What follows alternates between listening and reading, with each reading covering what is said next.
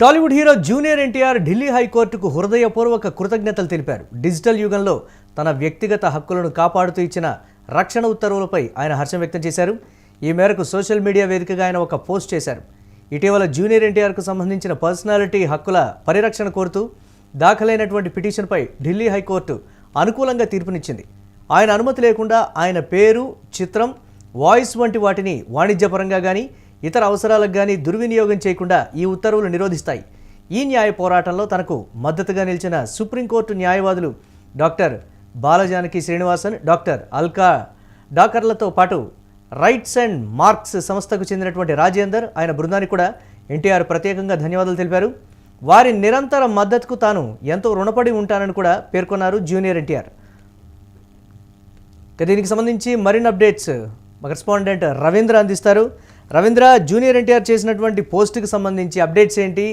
ఢిల్లీ హైకోర్టుకు కృతజ్ఞతలు చెప్తూ కూడా ఆయన ఇచ్చినటువంటి సందేశం ఎలా చూడాలంటారు దానికి సంబంధించి? ఇది ఢిల్లీ హైకోర్టు ఈరోజు ఏదైతే జూనియర్ ఎన్టీఆర్కి అనుకూలంగా తీర్పు ఇచ్చిందో, అంటే ఆయన వ్యక్తిగత పేరు కానీ, ఫోటో కానీ, ఇమేజ్ కానీ ఏ రూపంలో సరే అనుమతి లేకుండా ఇంకెవరు వాడకుండా ఆయనకు అనుకూలంగా ఉత్తర్వులు ఇవ్వడం అనేది అభిమానిస్తోంది. ఇక్కడ ఇది ఎందుకు జరిగింది అనేది మనం కొంచెం విశ్లేషించుకుంటే, గత 2-3 ఏళ్లుగా సోషల్ మీడియా వేదికగా యాంటీ ఫ్యాన్స్ చేస్తున్న ట్రోలింగ్ అనేది పతాక స్థాయికి చేరుకుంది. ఏ టెక్నాలజీ ఏదైతే వచ్చిందో దాని పరిణామాలు కూడా తీవ్రంగా ఉండి మార్ఫింగ్ చేయడం కావచ్చు, ట్రోలింగ్ చేయడం కావచ్చు, డీప్ ఫేక్ టెక్నాలజీ వాడేసి వీళ్ళు ఏవైతే ఇమేజెస్, వీడియోస్ తయారు చేస్తున్నారో అవన్నీ వీళ్లకు చాలా ఇబ్బందులు కలిగిస్తున్నాయి. మనకు కొన్ని నెలల క్రితం చిరంజీవి కూడా ఇదే తరహాలో ఢిల్లీ హైకోర్టు నుంచి ఆయన ఉత్తర్వులు తెచ్చుకోవడం జరిగింది. ఆయన పర్సనాలిటీ రైట్స్ కి సంబంధించి అచ్చంగా ఇలాగే జరిగింది. అంతకుముందు అమితాబ్ బచ్చన్ కావచ్చు, నాగార్జున కావచ్చు, ఐశ్వర్యరాయ్ కావచ్చు, వీళ్ళందరూ కూడా తమ హక్కుల్ని న్యాయస్థానం ద్వారా కాపాడుకున్నారు. ఎస్ రవీంద్ర, దీనికి సంబంధించి కూడా చాలా వరకు వివాదాలు కావచ్చు, లేకపోతే ఇతరత్ర వచ్చేటువంటి అంశాలన్నీ కూడా ఇక రాకుండా ఉండేటువంటి అవకాశం చాలా తక్కువగా ఉండేటువంటి పరిస్థితి ఉంటుందని కూడా చాలా మంది నెటిజన్లు కూడా చెప్తున్నటువంటి పరిస్థితి. దాన్ని కోణంలో చూడాలంటారు. ఇది ఒక రకంగా మంచి పరిణామమే. ఎందుకంటే ఇది ఇంకా మనం ప్రారంభంలోనే ఉన్నాం. ఈ ఏ టెక్నాలజీ ఏదైతే ఉందో దాని ప్రారంభ దశలోనే ఉన్నాం. రాబోయే రోజుల్లో దీని వాడకం మరింత విస్తృతంగా పెరుగుతుంది కాబట్టి అది దుర్వినియోగం అయ్యే అవకాశాలు ఎక్కువగా ఉన్నాయి. ముఖ్యంగా సెలబ్రిటీల విషయంలో దీని తీవ్రత ఎక్కువగా ఉంటుంది.